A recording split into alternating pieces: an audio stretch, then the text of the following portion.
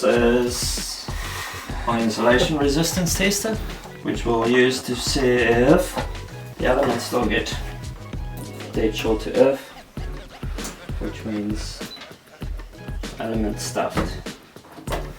What that means, Brad?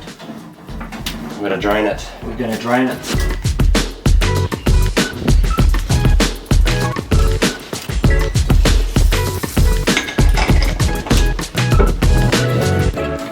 Cracks in it. That's the actual element that's shorted out.